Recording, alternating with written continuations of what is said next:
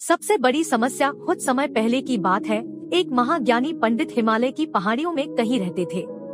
लोगों के बीच रहकर वह थक चुके थे और अब ईश्वर भक्ति करते हुए एक सादा जीवन व्यतीत करना चाहते थे। लेकिन उनकी प्रसिद्धि इतनी थी कि लोग दुर्गम पहाड़ियों, सकरे रास्तों, नदी झरनों को पार करके भी उससे मिलना चाहते थे। उनका मानना था कि यह विद्वान उनकी हर समस्या का समाधान कर सकता है। इस बार भी कुछ लोग ढूंढते हुए उसकी कुटिया तक आ पहुँचे। पंडित जी ने उन्हें इंतजार करने के लिए कहा। 3 दिन बीत गए, अब और भी कई लोग वहां पहुंच गए। जब लोगों के लिए जगह कम पड़ने लगी तब पंडित जी बोले, आज मैं आप सभी के प्रश्नों का उत्तर दूंगा, पर आपको वचन देना होगा कि यहाँ से जाने के बाद आप किसी और से इस स्थान के बारे में नहीं बताएंगे, ताकि आज के बाद मैं एकांत में रहकर अपनी साधना कर सकूं। चलिए अपनी अपनी समस्याएं बताइए।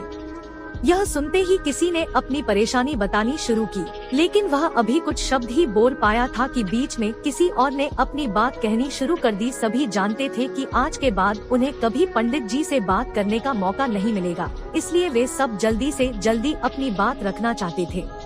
कुछ ही देर में वहाँ का दृश्य मछली बाजार जैसा हो गया और अंततः पंडित जी को चीख कर बोलना पड़ा, कृपया शांत हो जाइए।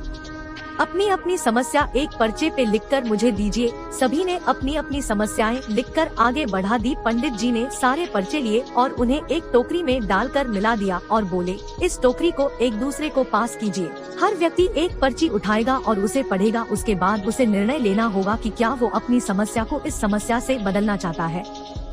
हर व्यक्ति एक पर्चा उठाता, उसे पढ़ता और सहम सा जाता।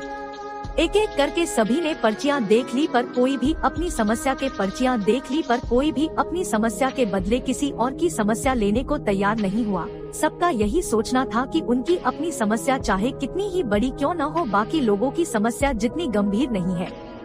2 घंटे बाद सभी अपनी अपनी पर्ची हाथ में लिए लौटने लगे। वे खुश थे कि उनकी समस्या उतनी बड़ी भी नहीं है जितना कि वे सोचते थे। फ्रेंड्स, ऐसा कौन होगा जिसकी लाइफ में एक भी प्रॉब्लम न हो? हम सभी के जीवन में समस्याएं हैं। कोई अपनी हेल्थ से परेशान है तो कोई लैक ऑफ वेल्थ से। हमें इस बात को एक्सेप्ट करना चाहिए कि लाइफ है तो छोटी बड़ी समस्याएं आती ही रहेंगी। ऐसे में दुखी होकर उसी के बारे में सोचने से अच्छा है कि हम अपना ध्यान उसके निवारण में लगाएं और अगर उसका कोई सोल्यूशन ही न हो तो अन्य प्रोडक्टिव चीजों पर फोकस करें। हमें लगता है कि सबसे बड़ी समस्या हमारी ही है, पर यकीन जानिए इस दुनिया में लोगों के पास इतनी बड़ी बड़ी प्रॉब्लम्स हैं कि हमारी तो उनके सामने कुछ भी नहीं। इसलिए ईश्वर ने जो भी दिया है उसके लिए थैंकफुल रहिए और एक खुशहाल जीवन जीने का प्रयास करिए।